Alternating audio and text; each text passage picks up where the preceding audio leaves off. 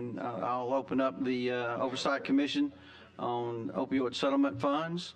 And today I appreciate all the commission members being here, and I know everybody's got long drives and have everything else going on in your life. Appreciate that. I'm joined by my co-chair today, Chairman Greg Albritton. Appreciate you being here, sir. And while I'm not going to sing because I got a microphone, but everybody join me in wishing Diane a happy birthday.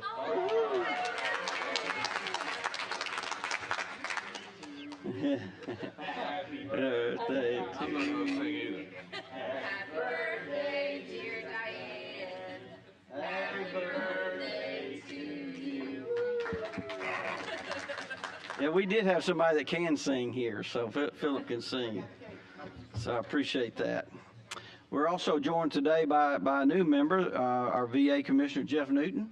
Sir, appreciate you joining us. Appreciate it.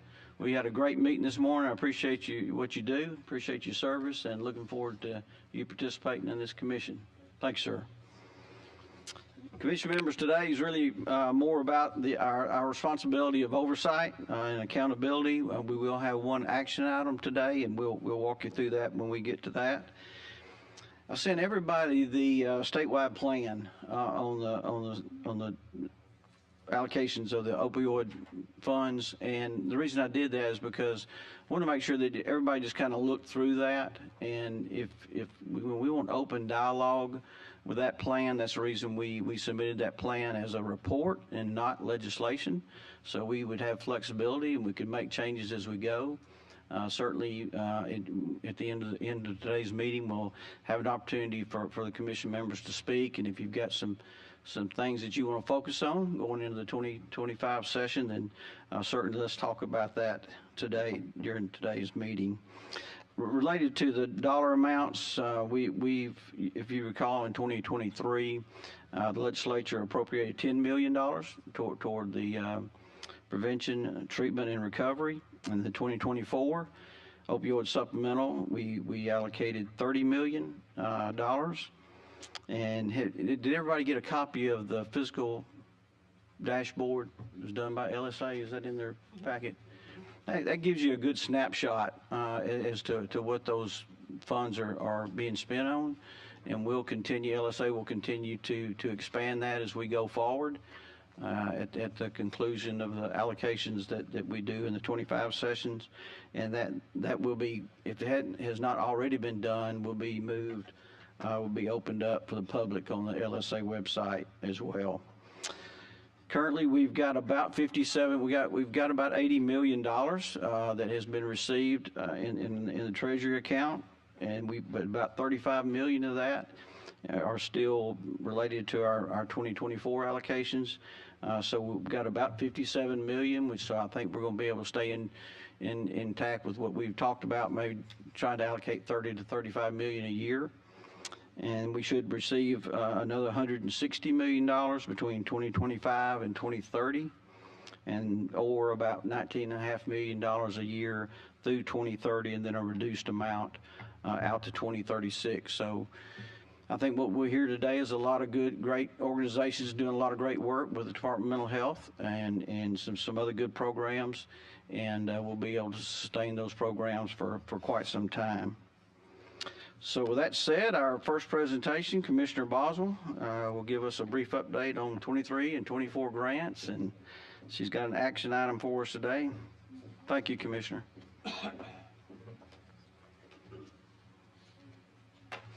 Welcome.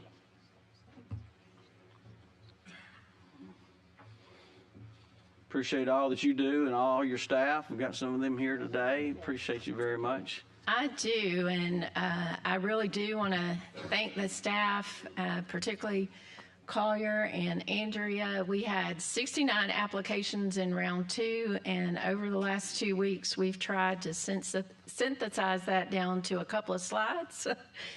So it's been very busy in our office, but I'm very grateful to have such a wonderful staff, and also Nicole Walden, our Associate Commissioner for Mental Health and Substance Use, who is in D.C. today.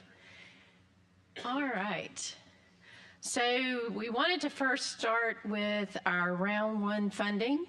For those of you on the commission, you have a summary in your packet from us that describes all the outcomes from round one. For our prevention grants, we served a total of 617 individuals that were directly provided a prevention strategy. And you can see some of the other outcomes there. 1,000 fentanyl test strips were distributed through those programs, 126 Narcan kits. For us, really, no matter where we are, if it's a prevention program, if it's a recovery program, if it's a treatment program, we're generally going to be distributing Narcan. So you'll see that item throughout all three categories. Also, over 3,800 materials were distributed, and then the really exciting one for me is 13 pounds of medication were collected through a drug take-back program. So 13 pounds of medication is a whole lot of medication that is not out there being distributed or being used by someone other than the person it was prescribed for. So treatment, for round one, we served 491 individuals directly, and over 4,000 different services were provided through those treatment programs. Again, 950 Narcan kits. Generally, if someone comes to treatment, we're going to be sending them home with Narcan kits. And then 52 events were held along with 20 training sessions. For recovery grants, we had 5,790 individuals directly served with over 2,000 individual services, 166 Narcan kits, 149 support groups, 58 public awareness sessions, and 13 training events were held. And I think I have a note here. All right. So that's the good news. When we looked at round one prevention, treatment, and recovery grants, we did have three groups or three awardees that did not spend any of their funding. So that funding has been reallocated to treatment. In having a conversation with those individuals, they had not spent any of their funding, and it did not look like they had a plan for spending that over the next 6 months. We had 7 awardees that were spending less than 20% of their original award. For those folks, we put them on a 6-month spending plan as well as enhanced monitoring to make sure that they're going to be able to spend the funds that they've been allocated. Out of that first group, we had 11 that either did not apply for continuation funding or they did not meet their outcomes for their first round of funding, and so we did not consider them for the second round of funding. And then we did have 11 awardees who we're recommending to receive round 2 funding. For the next year, for those who did receive a continuation grant in round 2, if they meet all of their outcomes, we're not going to ask them to submit another application through the RFP process. If they've proven 2 full years of successful operation, then we'll go ahead and allocate them continuation funding without them having to submit through the RFP process. So moving into round 2, we did receive $2 million for Medicaid state match.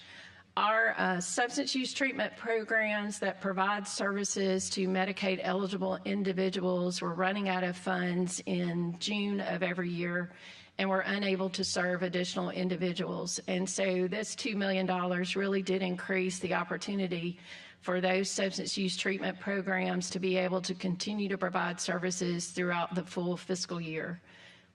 For residential detox, we did an RFP for residential detox, and Wellstone in Huntsville received the award for that $1 million in detox.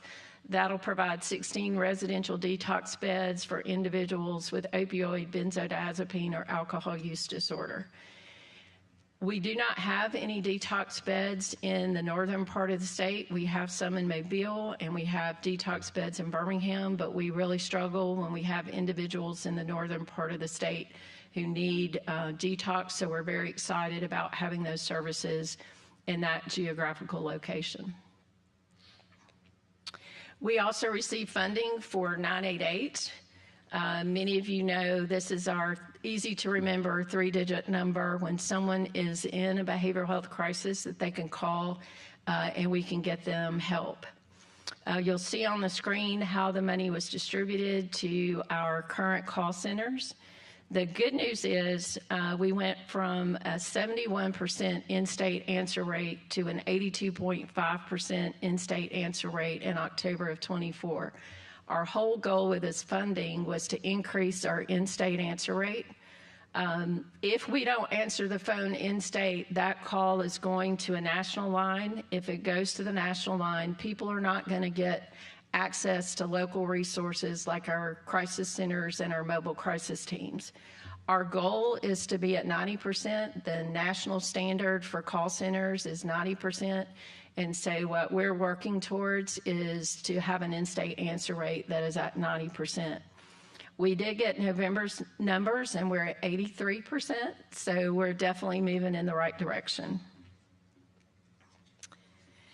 Also in round 2, we were very interested in trying to increase the number of certified prevention providers we have in the state and to expand our prevention services. And so we asked for a separate appropriation of $1.1 million for prevention programs. We did move that into the RFP process along with our other funds, our grant funds for prevention, treatment, and recovery, which brought that category to $2.7 million. So this gives you a breakdown by category of how we originally allocated the funds. This year, our cutoff score was 75. We felt like those that scored at 75 still had a good application. Round 1, our cutoff score was 80. But when we looked at the applications this year, it really felt like folks who scored 75 and above had good responses to the RFP. We received 13 proposals in the prevention category, and we funded 12. 25 in the treatment category, and we funded 12. And in recovery, 31, and we funded 17. So out of the 69 proposals, we're funding 41 of those applications. The other thing that we learned from last year that we did different this year is we set a cap for the grant awards. Round 1, we had some folks who turned in an application. It was a good application, but they were asking for half the money. And so it kind of put us in an awkward position where we had a good application, but we didn't feel like we could fund it at that level. So for prevention, we capped the awards at $75,000, for treatment $350,000, and for recovery $150,000. Commissioner, can I ask Yes, a question? Are we able to have some open dialogue with these providers that don't make the 75% cut as to how they can do a better RFP the next time and be more successful in getting some of this grant money? We can. I believe this year, and I'm going to look at Debbie, and she's going to nod her head. I think we did a listening session once we made the announcement this year. And when we get to lessons learned, you'll see that one of the things is people just don't have the kind of experience in responding to an RFP. They need a lot more hands-on. You know, there are some organizations who've done it for years, but some of our faith-based organizations and nonprofit organizations are just really challenged to put that proposal together. So that is something that we identified as one of our lessons learned, that we need to provide some more hands-on with folks who are not used to responding to this kind of RFP. Great, thank you. So that was our grand plan of how we thought we wanted to allocate money, and then the proposals came in.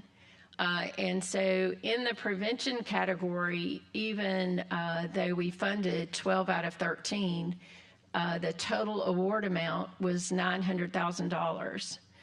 which left us 1.1 million in that category. And the other proposal that we received in the prevention category was a local sort of media initiative. And as you'll see later on the agenda, we have a statewide media initiative that we're supporting. And so we did not fund that 13th application, but we only received enough proposals to spend $900,000 in the prevention category. So despite our interest in having more providers in that area, we did not see the kind of response in the prevention category that we had hoped for. For treatment, the maximum award amount was $5.6 million. We awarded $3.7, and again, we had a cutoff score of 75, and so that is how much we needed to spend to cover the folks who scored at least 75 or above. That left us $1.1 million in that category. In the recovery category, we had originally planned to spend $800,000. But we received some really good applications in the recovery category. This is where we saw some really innovative ideas and more applications than we had in the other categories. So we moved 1.4 million to recovery so that we could fund the programs in the recovery category that scored 75 or above. And so this year, that's where we saw the growth in the number of applications and the quality of applications that we received. That leaves us 2.2 million, and what we would like to do is move that to treatment services. And this is where Chairman Reynolds, I think we wanted to have some discussion. We did. Commission members, during our little work session with Commissioner and her team this week, they asked about this. I felt like, from my seat, I felt like it was an appropriate move because it's still within the treatment area. This commission clearly doesn't have the authority to move it from one agency to another, correct, Norian? But I just wanted that to come in front of the full commission today, and we vote on that. And this is related to ACCA's ongoing request about assistance with the evaluation and testing of inmates and the related bed costs, correct? It is. It is a program where we'll be working with local and county governments to match local opioid settlement funds. For example, in Chambers County, we have the opportunity to fund some co-occurring beds in that community. And so Chambers County has agreed to put up some local opioid settlement funds. And from what you saw from the first round of funding, money that we freed up, we agreed to put up those funds. And so this will be a partnership with ACAA, where we'll work with them and with local communities who have a critical need in their jails, whether it's for an assessment or for treatment programs when they come out of jail, so that we can stop those folks from cycling through the jails over and over again. We've met with several communities who are very interested in collaborating with us on that project, and so that's how we would like to allocate those resources. Okay. Any question by the members before we allocate them? Dorian? Will all of these local governments be contributing funds as well? Yes. It won't just be the state's allocation of opioid money? Right. Thank you. We had been trying to figure out a way to maximize those local funds. And so ACAA really stepped up to the plate and asked their folks to hold on to their opioid settlement funds so that we could develop a plan for how to serve those individuals who are currently in jails and really need assessment and treatment. Any other questions? Mr. Chairman? Thank you, Mr. Chair.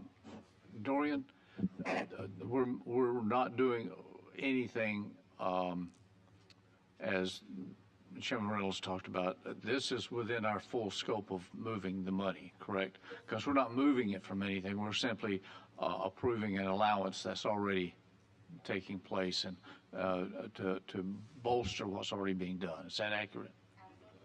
Okay. And Ms. Boswell, if I may,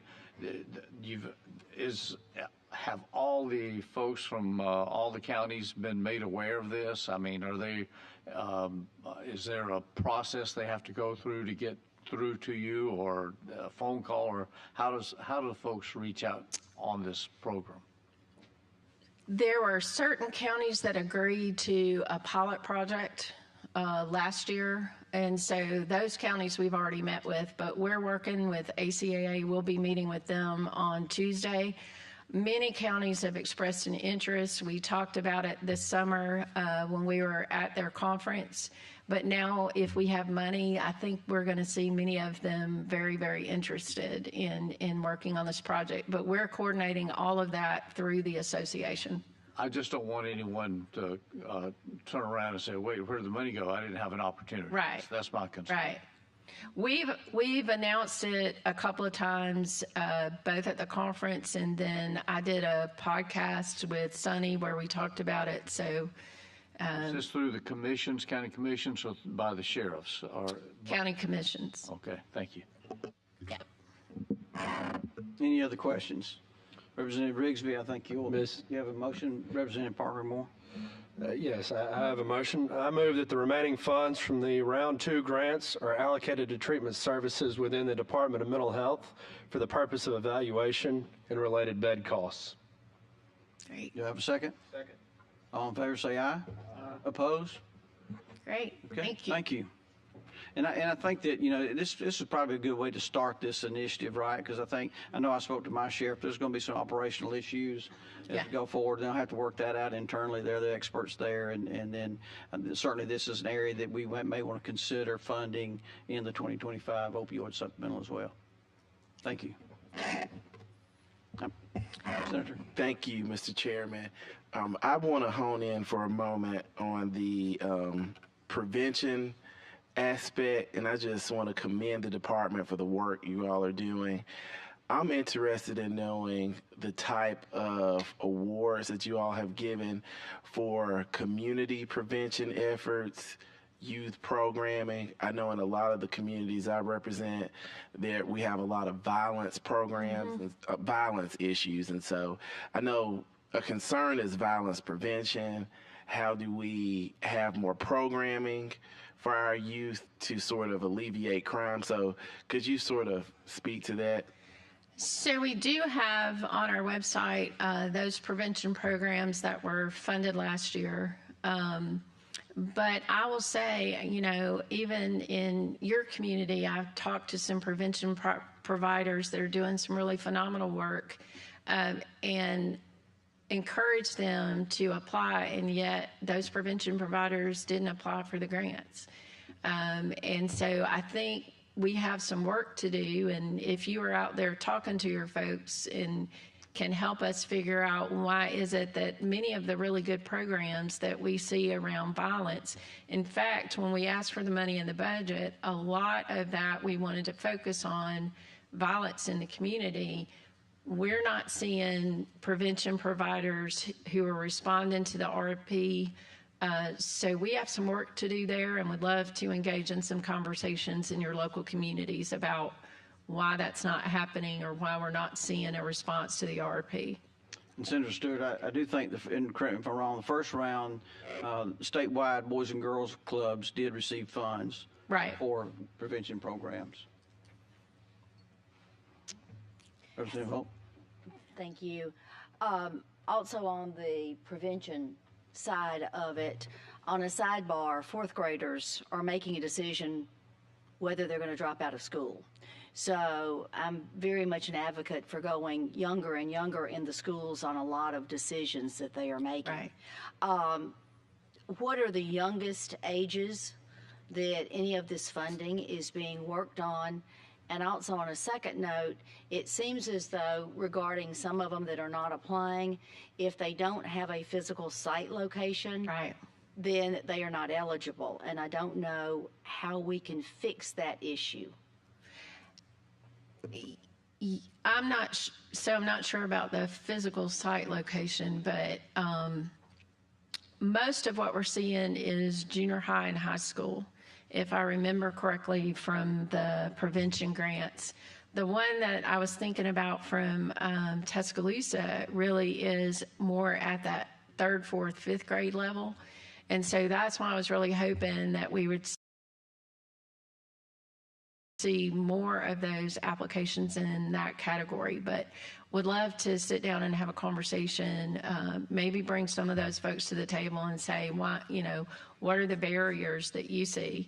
I know with some folks I talk to, when they look at it as, well, I'm not providing treatment, or I'm not, and so that was some work that I did with a provider in Tuscaloosa to say, it's a prevention program. You're not expected to be treating someone that has a opioid use disorder. So there's probably a lot of education that we need to do before the next round of money comes out. Right, because that was my understanding, is that they were not a site and or a treatment facility. So I think that's why I don't know if they were turned down or Right, okay. didn't apply, but that seems to be some of the problem.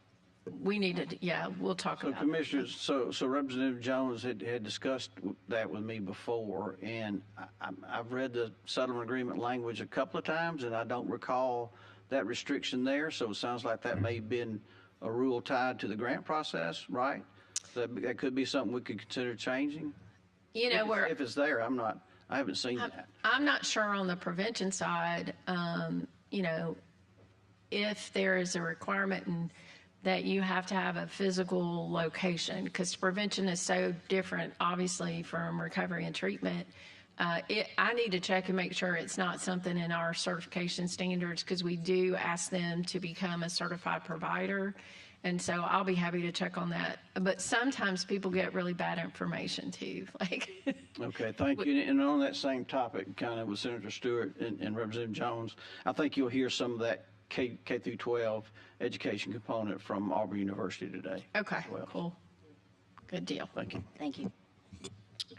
So we also have money allocated for veterans pilot programs. The challenge that we have with the veterans pilot programs is there was also legislation passed that said that those veteran pilot programs would be informed by the comprehensive plan that the Veterans Mental Health Steering Committee is developing. That plan won't be ready until April. But we've tried to figure out a way to go ahead and move forward with the Veterans Pilot Program. We did issue an RFI to try and gather some information, particularly around those programs in the community that are veterans serving programs. We didn't really get the response to that we had hoped for. We got 10 responses that were complete, 10 that were not really complete. And so that information didn't really give us what we were hoping for. As you can see, there were a couple of veterans nonprofit organizations, a couple of healthcare providers, but we really didn't get the number of veteran-specific organizations that we thought we would get when we put out the RFI. It may be that because money wasn't attached to it, they were like, yeah, we're just going to wait until we do the RFP and respond to the one that is going to allocate funds. We are going ahead and moving forward with the RFP for the pilot projects. We're anticipating having that out sometime in January. We know enough, and we'll present a lot of information to the Veterans Mental Health Steering Committee December 18th that really lays out the landscape in Alabama. It lays out the best practices around veteran services. And so we feel like we have enough information at this point that we can likely get that RFP out in January. So a few lessons learned. We do always learn a lot through this process. As we've discussed, some organizations absolutely need a lot more hands-on assistance in this process. We did decide to cap the awards. We kind of looked at the awards from last year and the amount of money people needed to do treatment and the amount of money they needed to do recovery services. So that worked out well for us this year. And then the other thing we learned is we really do need to do some training around outcome measures. You heard at the beginning of the presentation the outcomes for round one, but some organizations do struggle with establishing those outcome measures. And then we also need to train our own staff around monitoring those outcomes as well. The summary that you have in your packet around outcomes, we are going to put on our website so that anyone can see sort of the outcomes from round one. But we do have some work to do there. All right. I think that's it, unless you have some questions. Any questions, commission members? Okay. And I think now, are you going to go into the this marketing I believe plan? it is Telegraph. It's Telegraph? Okay. No, oh, wait, hold on. Yes, Brian. Brian There he is. Conley. Behind me. Hey, how are you? Good, how are you? Mr. Conley, thank you for being here. Thank you. Well, we appreciate the time and the floor. Make sure we do have a presentation here that we're going to walk through. We'll try to be brief to help you all, but there has been a lot of work that has been done over the last couple of months, really due diligence on our part from a marketing perspective to help create an awareness campaign and make sure that we're speaking to all of the challenges that have been discussed related to the commission. Internal research, working with the Department of Mental Health to identify opportunities for how we can speak to different audiences across the state regarding the challenges that we have, building the foundation for that. And a couple of elements that we wanted to make sure that we spoke to. You'll see me kind of skip through a few slides, but just to show you all the work that's being done to help identify why this organization and this council and commission and the work that's being done exists in the world, and how do we make sure that we're articulating the why and helping audiences, even myself as an example, to understand what an opioid is. Let's get down to the foundation of what that means. And so we've developed some brand positioning strategy work to help identify and talk about brand voice, the personality of the brand, specifically being unapologetic, being bold with what we're speaking about. One of the things that we did in our research over the last couple of months is look at existing campaigns that are out there to make sure that we're not just creating another one.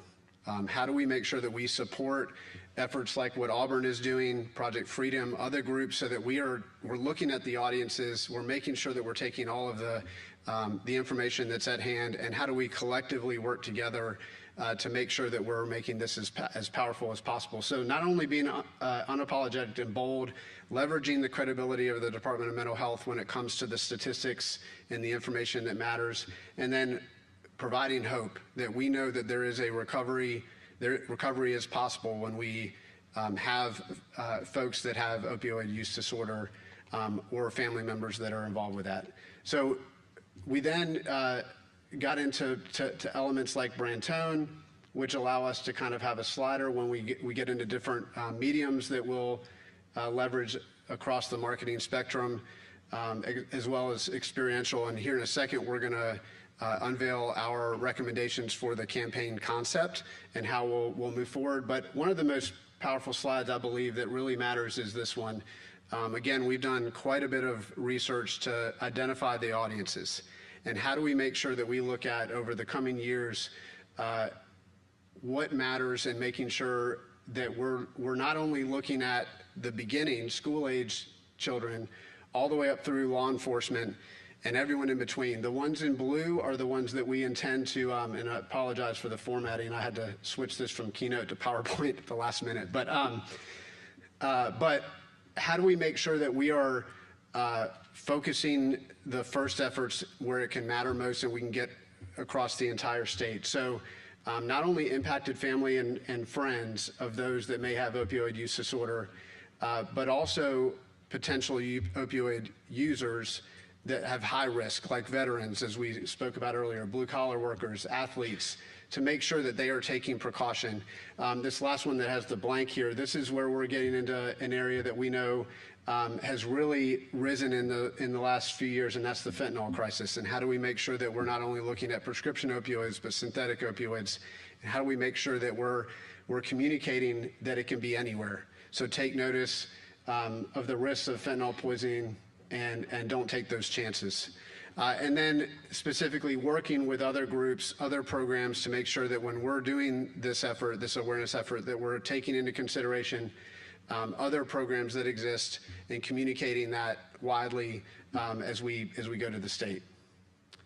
So from a messaging strategy, what we believe is really important is to talk about who we are, what we do, and most importantly, why we do it, to save lives, to equip and empower, and ultimately to help Alabama, to show Alabama is actively working to end this crisis and support the people in our state.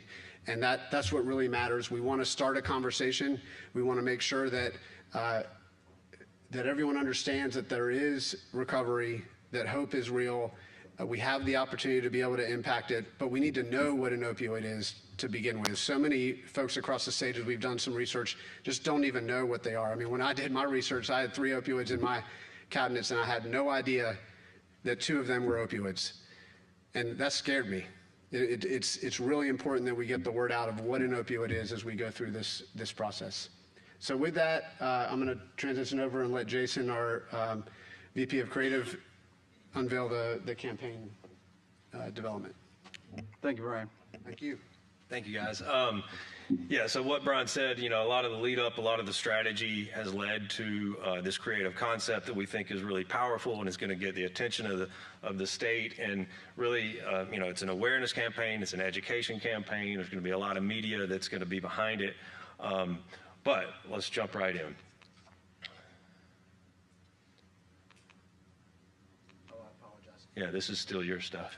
Yeah, sorry about that. So there are three elements to the key messaging: the dangers and risks of opioids that help hope and healing, and ultimately changing the narrative and making sure that we're speaking to the idea that it's time to speak up, it's time to have a conversation. This is dangerous, how they can take everything from you, but there is a road to recovery. We do believe that's important. There's an opioid journey, as we call it. A lot of this is marketing speak, but I think it's really important that we're doing our due diligence, that we're looking at where we can impact things in the most effective way. There is pre-opioids, there is during opioids if someone is using, and then there's post-opioids. And how can we leverage the opportunity to take marketing to intercept that and create a conversation that helps communicate where they are in that process and how can we affect change. And ultimately, the other thing that is really important that we spend a fair amount of time with the Department of Mental Health talking about is who we are and who we are not. How do we make sure that we are not using words that's going to create a stigma and perpetuate a problem? Things like addict, user, you know, things like that. So it's really important for us to make sure we're identifying those and we're understanding it, so that as we know, and many of you all probably years ago, I'm going to age myself, remember the Just Say No campaign. We don't want to be that. Right? So it's really important for us to make sure what we're doing matters and we do it the right way, and we create something that really has an opportunity to affect change. There we go. All right. So we're often told to take opioids for pain, but rarely told how much pain they can cause with what they can take from us. At first, opioids may take away the pain, but it takes just 5 days to become addicted. Then they may never stop taking from you. They can take your dreams, marriages, take kids, jobs, homes, families, and ultimately lives. And so, if you take opioids, opioids can take. So the idea of opioids take, we see that as having a lot of legs that can talk to a lot of different audiences. You saw that slide where we went through all the audiences, take notice for some. So there's awareness, there's education, there's resources that we're going to be providing through a website, and also through social channels that we can really speak to not only, you know, what Brian said, the hope part of it, but also, you know, making sure that they understand what opioids are and the dangers that each of these audiences can face. You know, we were talking the other day about, you know, you may not see yourself as one of those audiences, but you go have a back injury or whatever, next thing you know, you're at risk. And so we want to provide resources through our messaging that's going to help people make those right decisions, whether it be, you know, asking a doctor, hey, is there an alternative to this medicine? And so with that, want to take you guys through a few examples of some of the creative executions. Like we said, it'll be through some different media. This is just the tip of the iceberg of what we're going to be developing. But first is a video that we see as sort of a, something that's going to really speak to the dangers of opioids. We can also develop one similar to this that would speak to a recovery, but let's watch this. I damaged my knee in a minor car accident my second year of grad school.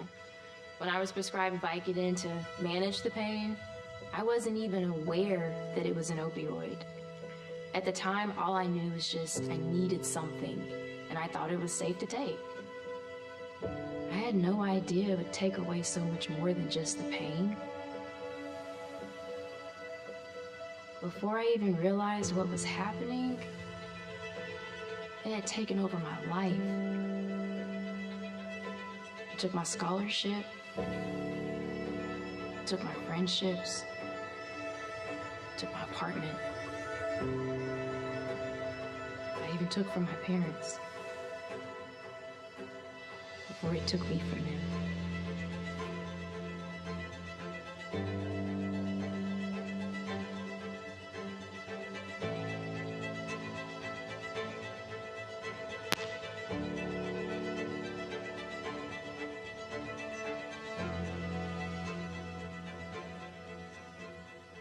So you see, this is an example of one of the real stories that we're going to be working with Commissioner Boswell's team to identify, people at risk, people that have recovered, people that, in this case, maybe didn't. Show a gamut of the epidemic here in the state to make sure that people are aware of the dangers. We also see this playing out in other media like outdoor. This one, Opioids Took My Dad.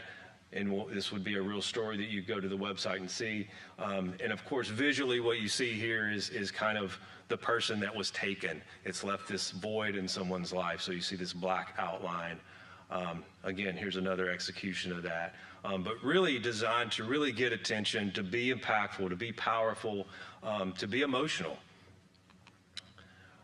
We also see this playing out in organic social, where basically we would use a lot of these statistics that we're gathering right now that really speak to the epidemic and what it has done to our state. This one specifically talks about opioid epidemic takes a life every 11 minutes. The caption reads, when you take opioids for pain, they can take you to some really awful places. They can take you from your family, from your career, and from everything you ever loved. They take your friendships, your freedom, your self-respect, your motivation, your dreams, your future, and possibly your life. But you can take action. Go to opioidstake.com. And again, we talked about some of the high-risk audiences, specifically here, sports. Every day, 130 Americans die from opioid overdose. And then also, we talked about another at-risk group being veterans. The deaths among veterans increased by 93.4%. So again, using some of these really hard-hitting statistics to help tell that story. And a couple other ones really sort of laying out all the things opioids can take. And then in the second one, you see kind of a really impactful, kind of jarring image that compares opioid addiction to opioid abduction. It's like you're being taken away from your family. And so really like visually exaggerating how that can be and really get people's attention and send them to the website for more information, for stories, and for resources. Another idea that we have would involve some direct mail where we would send out to certain areas that may be even more hard hit than others. And it would be a message in a pill bottle where we would have facts about what the opioids can take from people's lives.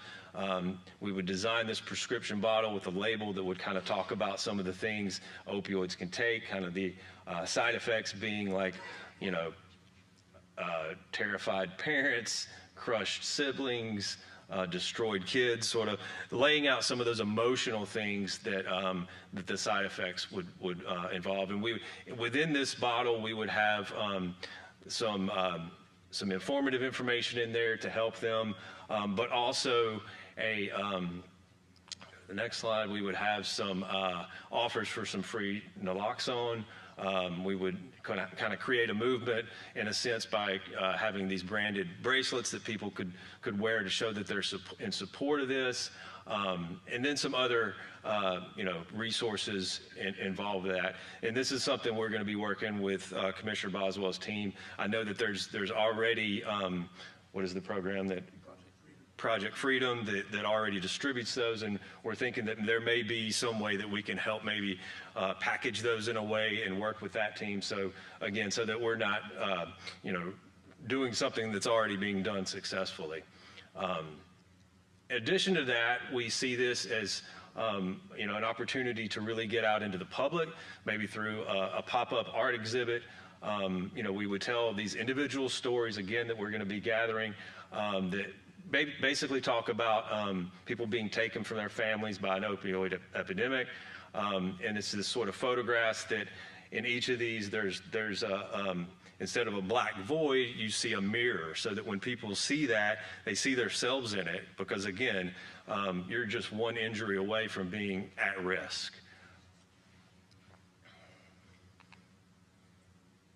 Next steps. One other thing I wanted to say is we are still in the exploratory phase. We're still working through a lot of different creative concepts and ideas. Some of these, the beauty of digital and the beauty of social is we can test and learn. We can see what really is engaging, what's driving response, and then that's the type of thing that can be scaled up. And so just like the direct mail, we're exploring that. We're trying to see if this is an opportunity in some hot spots where if we get engagement, that could turn into a large, statewide type initiative. But we want to start small and then scale up from that. From a next steps perspective, I'm not going to spend time going over this, but just know that there is intentionality behind what we're doing and the steps we're going through to make sure that ultimately we're leveraging the awareness campaign as intentionally as possible. From our perspective, again, working directly with Commissioner Boswell and the team on the data and making sure we're getting the statistics correct, the facts correct. We want the credibility behind this to be at the highest level. Working also with the peer program and leveraging and looking at those testimonials so we can do interviews and we can get these real stories to make sure that ultimately this is about testimonials and credibility behind what we're doing when we do the creative development. Identifying those hotspots throughout the state so that we make sure that we're not just driving awareness across the entire state. Yes, we want that, but we want to make sure where there are more issues that we leverage the dollars the most effective way from a media perspective. Developing the website strategy so that we make sure that ultimately we have one call to action that unifies everyone. 988 we know is one of those opportunities for immediate help. And then finalizing the marketing plan that's going to go along with that. The expected cadence is that over the coming months we are meeting monthly with the Department of Mental Health, but also there are things that are happening every day. They know that. We've been in touch almost every day on a lot of the work. And then our goal is to drive an initial soft launch in February or March. The full rollout will come out after that over the coming months as more work is continued, and we'll make sure that we're continuing to keep you all in the loop as that happens. Very good, excellent work. Of course, I've seen some of this before, but any comments by the commission members? I just have a quick question from a healthcare provider perspective. It seems to be that the campaign is focused almost on a fear of opioids. Awareness, I get. Intervention, I get. Treatment options, prevention, I get. But as a provider, there is a space for opioids to be used safely. Mm-hmm. So I like what you said a while ago about asking questions about, is there an alternative? Yep. How to recognize if this is becoming an issue. So I'm hoping that's going to be included somewhere else as well, because, I see a pill bottle, and yes, as a pharmacist, I have seen people go down this path because they had an injury or dental work or whatever the case is, but that's not everybody, and there is a safe space for the appropriate use of this intervention from a medical point of view. Mm-hmm. So I don't want to put an unhealthy fear behind this campaign. So I just want to make sure I just put that out there so that somebody's thinking that way. So when you hear this and you go, okay, so Miss Smith goes to the dental appointment, the doctor says, well, I'm going to give you this, and she immediately has I'm not doing that, but I think this is the best intervention for you. Let me explain why. Let me educate you. Let me make you aware. Here's some resources to help. I just want to make sure that at least that's out there and somebody's thinking about that from a medical point of view. 100%. Thank you. That is definitely the plan. I will say the website will have a lot of, understanding what is an opioid, what are the different options. And one thing that we didn't have in here, part of it was timing, trying to keep it short, but we are looking at a poster element that plays a part in this. What are the signs to look for? What are the things to take into account when you're making the decision of, is there an alternative to pain management? And ask your doctor. And I will say that audience is one of the key audiences that we want to ultimately talk to early on. I would argue, and open to the Department of Mental Health helping us guide on this, is we do need to err on the side of, we have an issue and we need people to be aware and understand and think twice about what is an opioid and what is it something that they need.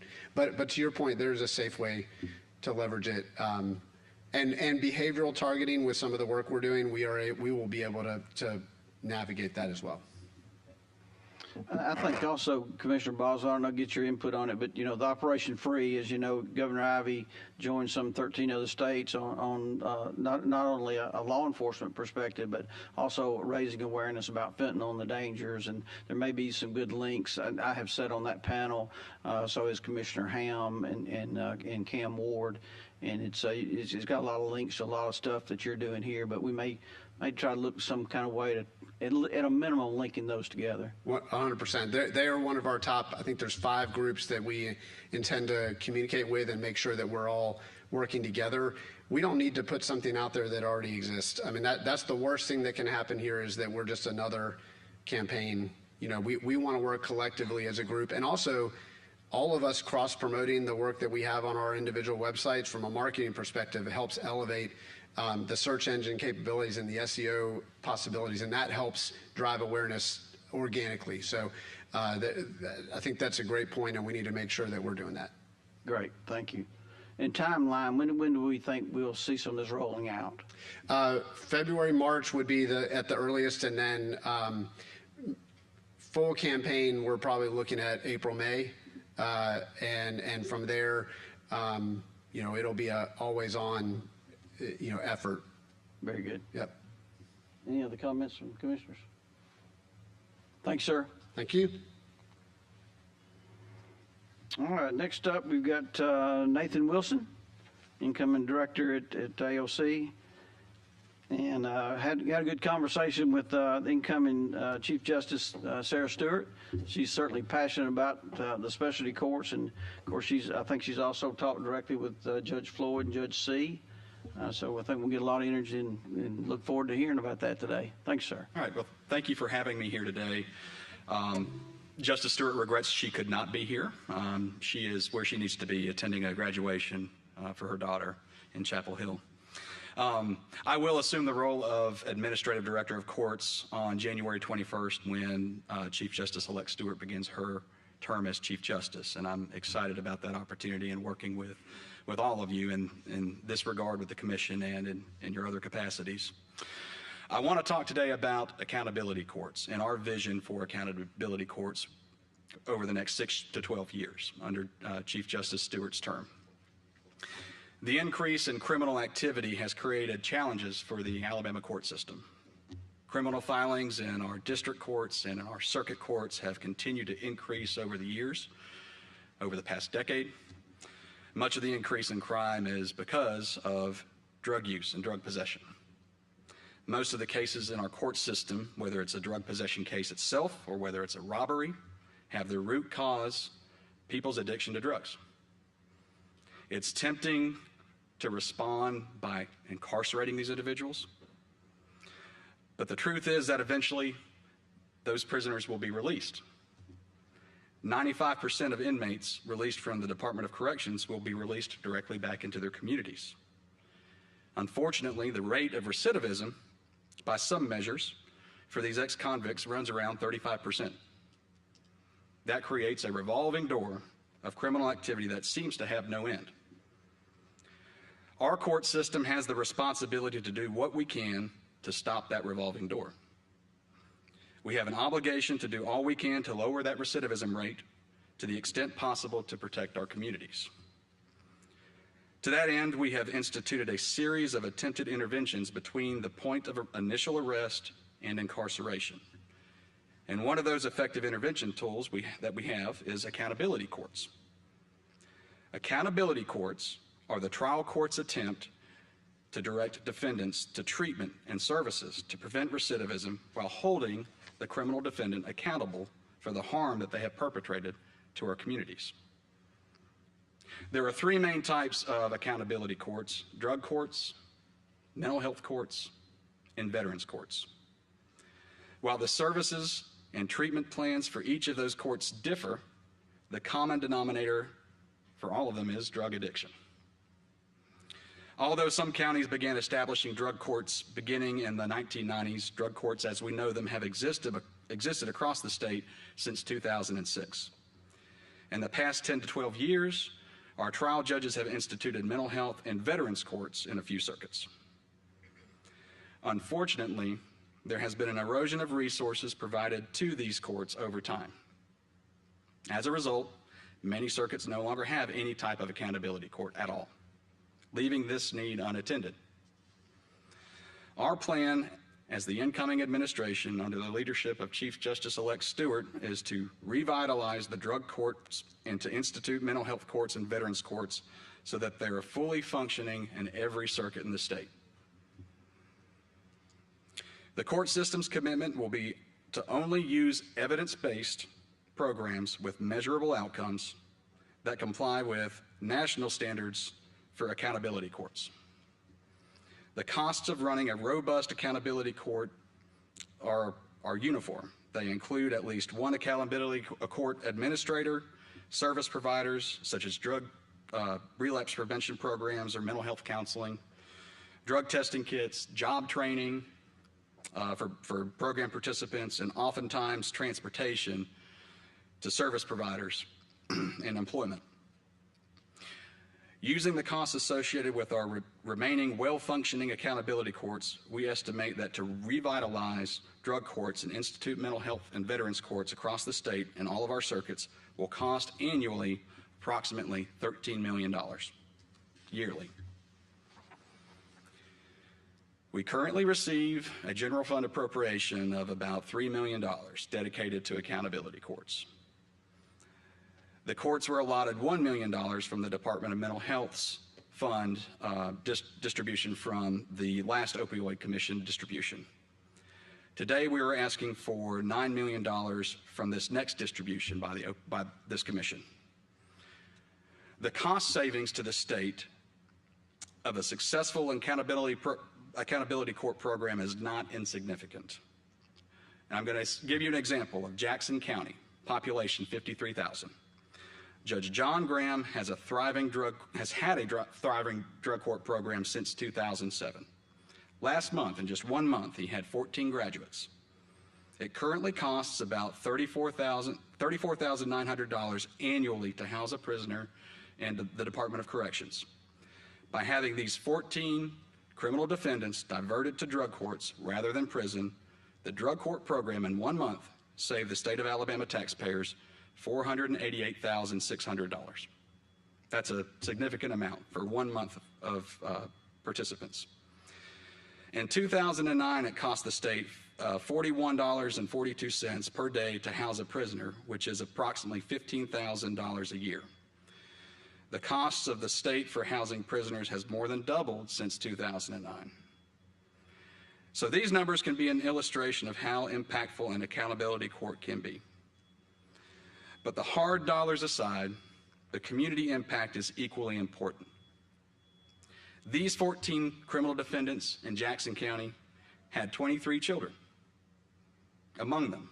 That means 23 children who had their parents at home, not incarcerated, not in active addiction, not homeless, and not dead. 17 of those 23 children are under the age of 18. Again, 1 month worth of graduates.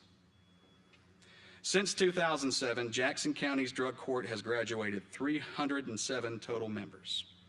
Only 40 of those have been rearrested, which is a recidivism rate of 13%. Compare that to the 37% recidivism rate for those coming out of incarceration. Also, the drug court members in Jackson County who were kicked out of the program for whatever reason who went to prison, out of those, 72% were rearrested. So our goal is to mirror the success in Jackson County and in other successful accountability courts all across the state. And I'd like to acknowledge that 2 members of this commission have highly successful drug courts in their counties, Judge Phil C. in St. Clair County and Judge Mitch Floyd in Marshall County. They can attest to the success that it has for the communities. Alabama trial courts judges are committed to the mission of protecting public safety and improving the lives of Alabamians. Alabama judges can attest that opioid use is a major contributing factor to future drug use and addiction. Expanding the ability to provide drug abuse programs across the state for accountability courts under the framework of the court system would directly connect money to efforts to counter the harms opioid use has wrought on the state. Thank you for considering our request of $9 million from the next opioid disbursement. And Thank you, Nathan. Happy to answer any questions. I appreciate that. Appreciate you being here, and certainly we'll take that under advisement.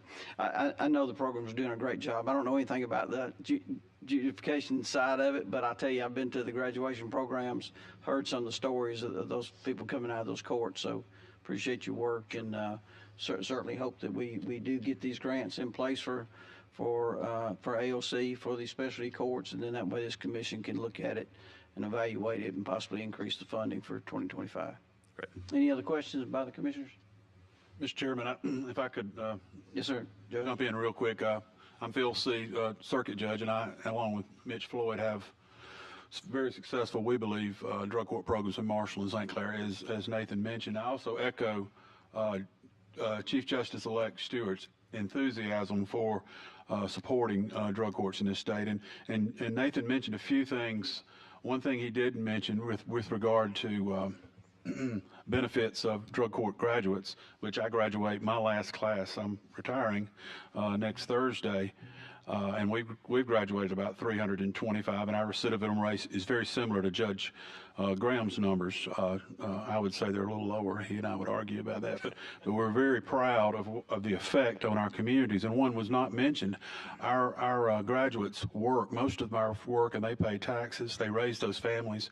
And if you'll come to my graduation next Thursday at 1:30 in Pell City, you'll see 5 that will talk about what I just mentioned and how it's changed their lives, and it changes the community's lives, and they reoffend at a rate of less than 1/3 of those who are not enrolled in a drug, mental health court, veterans court, and some other specialty courts that we have different names, specialty accountability, but the effect is pronounced on our communities, and we have the support of our communities and our churches and our local medical providers. A lot of people are on our team, and a lot of support goes into it. And I just echo what Nathan says, and I'm in strong support. I do have to leave and go see Judge Graham. We're speaking to 40 new judges over at the Supreme Court building at noon, and I'm going to have to step out for a minute, Mr. Chairman. Thank you, Judge. And I'll return, but I do appreciate you being here, Nathan. I know it's new duties and new information for you, but we appreciate it, and thank you very much. Thanks for the opportunity. Thank you. Thank you, Judge. I hope we're gone when you get through with that, but I hope you are too, but I'll be back. Commissioner Boswell. Yes, just wanted to say how grateful I am for the leadership that's being demonstrated here. We've really been trying to have the conversation about national standards and best practices and accountability courts, and could not be more excited for this new administration and the leadership that's been demonstrated just around making sure people are getting mental health and substance use treatment when they need it instead of being in jail. So really, really excited to work with you guys. Well, we're excited too, and the standardization is going to be very important, making sure that we have uniform standards around the state. Representative Jones. Not to repeat what everyone else has said, but I just wanted to say thank you on behalf of Baldwin County, because if for anyone in this audience or on the commission, if you have not gone and experienced some of these graduations, you are missing out. It is a huge, huge, huge success story, and you need to visit these. Very good. Thank you. Yes, sir, Judge. Mitch Floyd. My drug court is in Marshall County, and my drug court graduation is better than Judge C's. I do want to touch on one thing. Our Judge C's recidivism rate's around 8%, and mine is around between 10 and 11%. And I believe Nathan said statewide it's about 34%. So that's a big bang for the dollar. Right. And just one example, we have 5 drug courts in Marshall County. One of those is specifically for probationers that have committed new criminal offenses, and typically those are drug offenses. And in lieu of them going to prison at the cost Nathan said, they participate in our Phase 2 drug court program, and there's 77 of them right now, so that's quite a chunk of money at, I believe you said, $34,000 each. Right. And instead of occupying one of those beds, they are in drug court and participating and thriving, and so, yeah, big bang for the dollar. Right. Thank you. If there's no other comments, thank you, Director Wilson and Director Wright. Thanks for being here. Appreciate it. Thank you. Thank you. Next up, we have Dr. Haley Philippi from Auburn University Pharmacy School.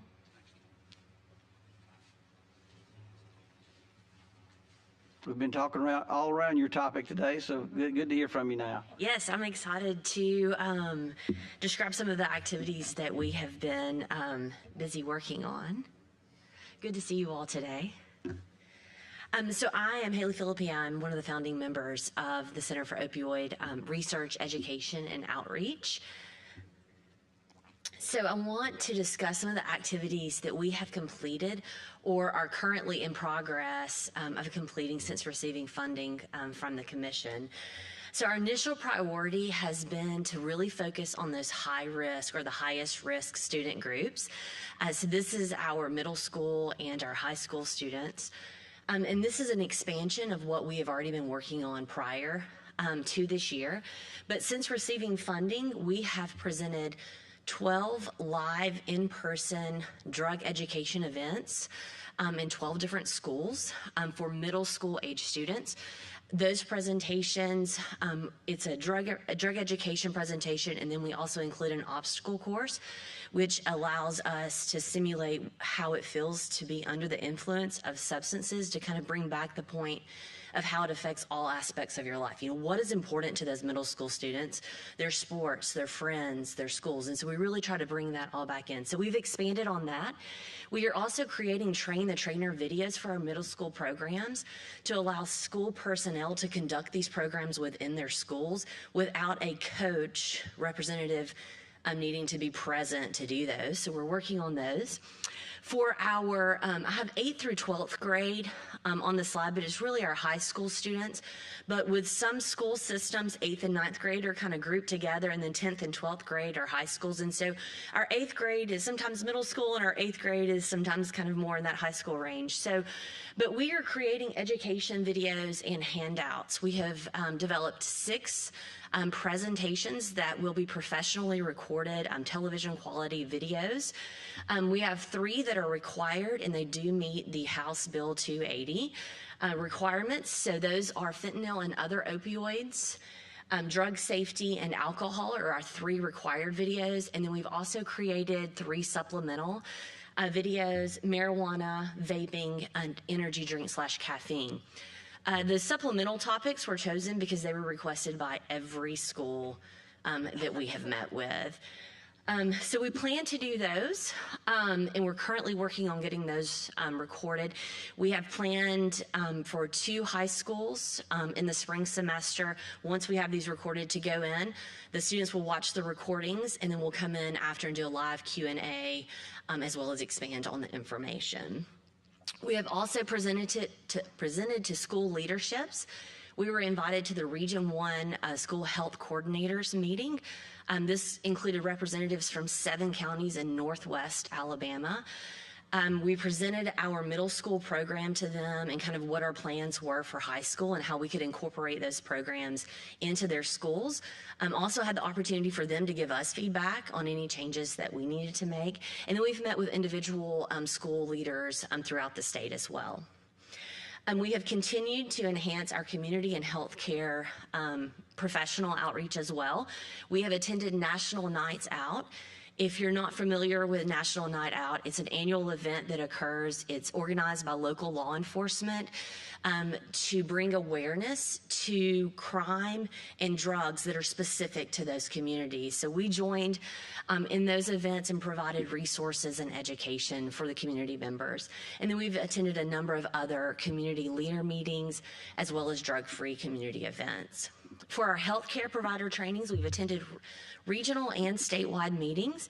We've provided kind of train the trainer programs for those meetings as well. We went in and we've trained independent pharmacists that work in independent pharmacies. We've trained them on how to do our programs and how to conduct those programs to empower them to go into their local school systems and present the programs.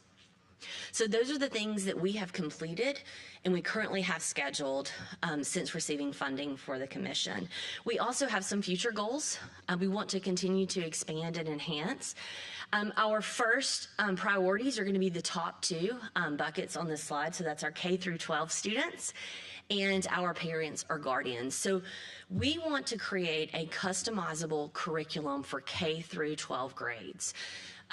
K through 12th grades. Customizable meaning there are numerous modules that are grade specific that schools can go in and they can choose which modules are the best fit for their schools, because we've also found schools don't have the same needs. There's differences in regions of the state as well. So we want to make it as customizable as possible. We're going to expand our grades. So we've really focused on those 5th through 12th graders, and we want to expand it to down to kindergarten as well. We are going to provide training for school personnel so that these programs can be conducted without a coach representative coming in there. And that's going to allow for this to expand to all school districts across the state. And we want to provide annual updates. Drugs change. Drug trends are rapidly changing. We want to make sure that our curriculum is staying up to date on those changes. So we will update videos that are currently in the curriculum library, as well as add new substances as those come as well. We know that our K through 12 program cannot be fully successful if we do not educate the adults around our kids. Difficult conversations. Where do I start? Do I know enough information? How do I do this? And we want to make it as conversations at home. So the students are hearing it at school and they're hearing it at home as well. And then we want to educate parents on how to recognize red flags, risk factors, symptoms, to kind of recognize earlier if the child in their home is starting to use substances versus when we get to those extreme situations like we saw in the video earlier. So we want to bring all of that to our parents. We also want to continue to enhance our healthcare and community outreach as well. So we will provide programming and resources to healthcare professionals and in communities, our local leaders, as well as community members. And by touching all 4 of these buckets, if you will, it allows us to create communities that have awareness, they have knowledge, and they have the tools that they need to surround our kids and to surround really any Alabamian that is looking for support in prevention, recovery, or treatment or recovery for substance use disorders. So we feel that all 4 are very important for our goals. So this picture depicts our reach, and this is the reach since receiving funding from the commission. So we have had touches in 21 counties, so almost a third of the counties. That's a great start. But ultimately, we want to reach all 67 counties, and we want to have our curriculum and our resources very easily accessible to everyone in our state. So that it's very easy to find. It's a quick click, and they have everything that they need. That is what we've been busy doing, what we hope to do in the future. I'm happy to answer any questions that you have. Thank you so much. Any questions or comments by the commissioners? Well, thank you. You've done a lot in a short period of time, but I do know, and I think I recall from our site visit over there, that you kind of have your own marketing component, if I recall, but certainly hope that you can work in tandem with Telegraph, and I'm sure you will, and it's good work. We have already written down their website, and we're ready to contact them because we think that we can definitely work together on that. So thank you. Very good. Thank you. Appreciate your work. Thank you so much. Do you have a question, Representative Jones? Oh. Sure, absolutely. I'm sorry? Absolutely. We would love that. Thank you.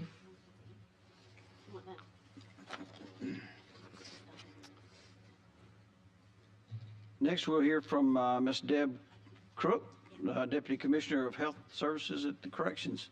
Hi, good morning. Is it still morning? Yes. Yeah. Good morning. Again, I'm Deb Crook. I'm the Deputy Commissioner of Health Services for the Department of Corrections. And for the purposes of time, I'm going to really try to be succinct and just give you an idea of some of the things that we're doing, give you a little bit of our story. We have a story of hope, which is nice, a story of promise and a brighter future for our inmates. So we've been really, I think, good stewards with our funding. So thank you. I just want to appreciate all of you for allocating that funding for the Department of Corrections. Our priorities, of course, have been treatment, recovery, and prevention. All incarcerated Alabamians entering the ADOC on MAT or MOUD are continued on MAT or MOUD. In addition, we are doing an assessment of each individual to see if they have needs for drug use disorder.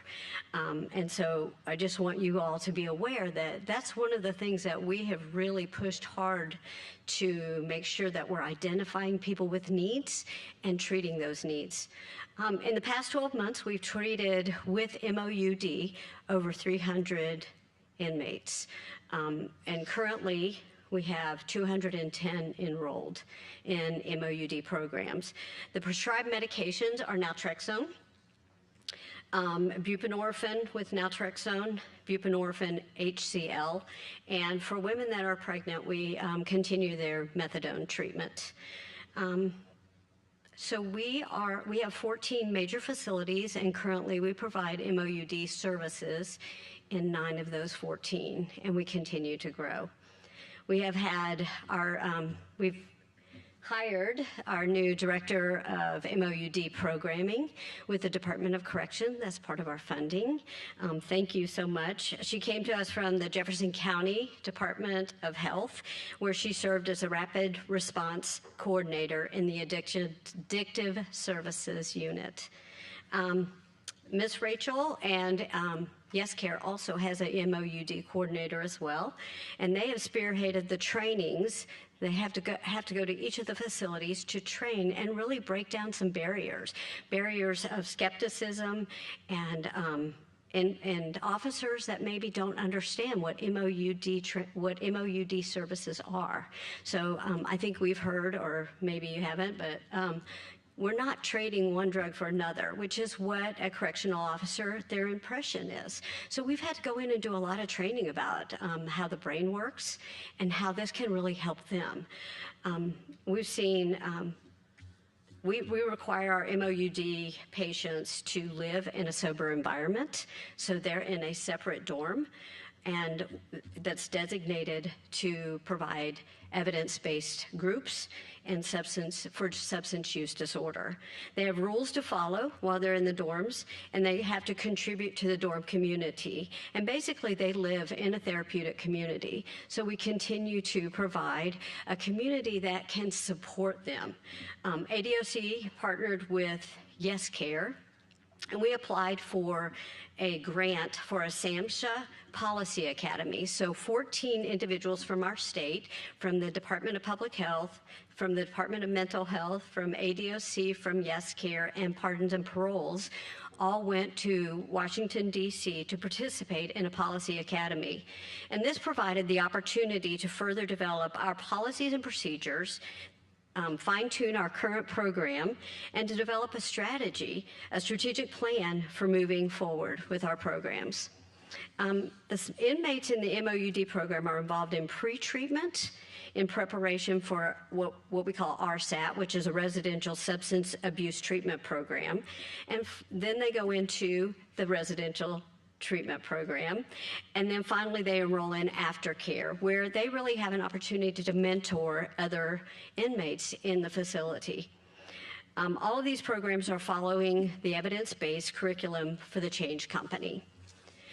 We continue to provide officers with naloxone. So each officer at the facility has naloxone, and we thank the Department of Public Health for their support of providing that naloxone. Thank you so much, Dr. Harris. Abatement strategies have resulted in the reduction of overdoses of individuals, reduction of assaults, reduction of disciplinaries for individuals participating in the MOUD substance use treatment. Implementation of MOUD has been a process, right? We've had to get buy-in, and that hasn't always been easy, whether it's the support staff, even medical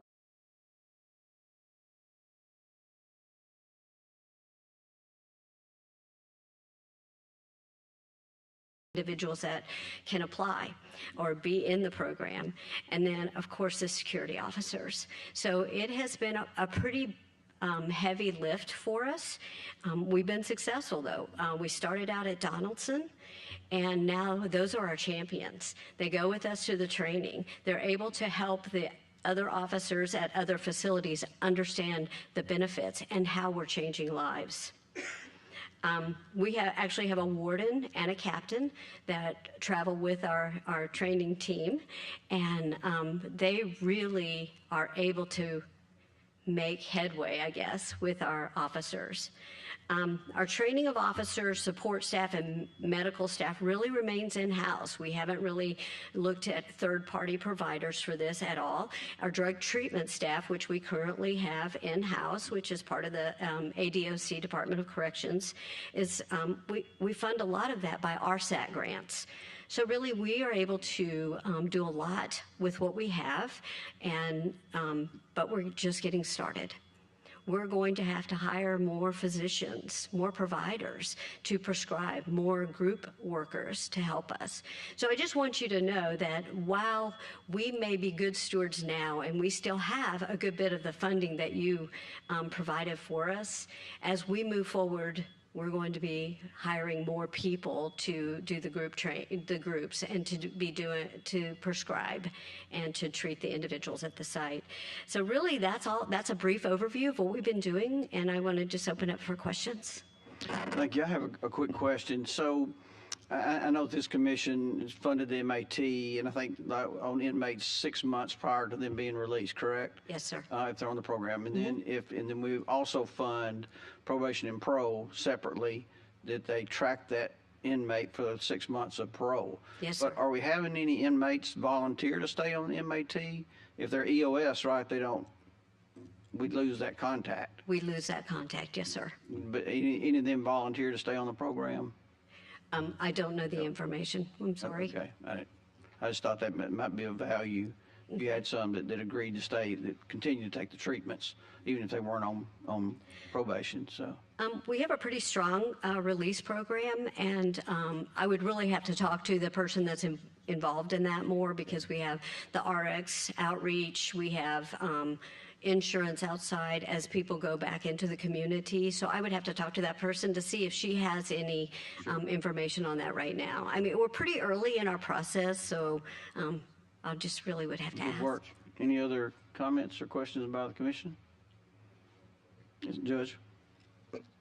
Is it all a dispensed substance at this point, or are they going to go to an injectable at some point?